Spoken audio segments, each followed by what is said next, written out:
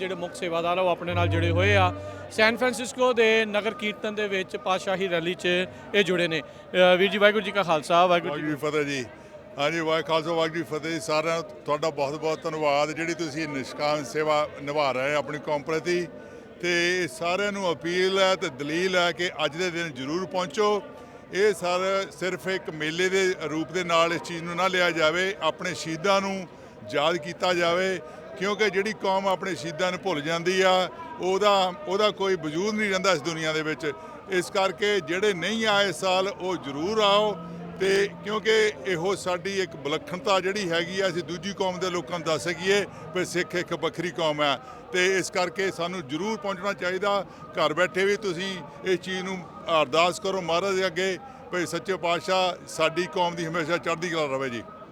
ਆਪ ਜੀ ਦਾ ਨਾਮ? ਮੇਰਾ ਨਾਮ ਦਵਿੰਦਰ ਸਿੰਘ ਮਾਨ ਹੈ। ਕੀ ਕਹਿਣਾ ਚਾਹੁੰਦੇ ਹੋ? ਮੈਂ ਕਹਿਣਾ ਚਾਹੁੰਦਾ ਮੈਂ ਸਾਰੇ ਜੋ ਘਰ ਬੈਠੇ ਆ ਸਾਰੇ ਲੋਕੀ ਗੱਲਾਂ ਕਰੀ ਜਾਂਦੇ ਪਰ ਇੱਥੇ ਆ ਨਹੀਂ ਰਹੇ, ਮੈਨੂੰ ਸਾਰੇ ਇੱਥੇ ਆਉਣਾ ਚਾਹੀਦਾ, ਸਾਨੂੰ ਸ਼ਹੀਦਾਂ ਵੇਲੇ ਪ੍ਰਣਾਮ ਕਰਨਾ ਚਾਹੀਦਾ ਸਾਰਿਆਂ ਨੂੰ। ਸੋ ਕਵਰੇਜ ਜਾਰੀ ਰਹੇਗੀ, ਜੁੜੇ ਰਹੋ ਇੱਦਾਂ ਹੀ ਪੰਜਾਬੀ ਰੇਡੀਓ USA ਦੇ ਨਾਲ।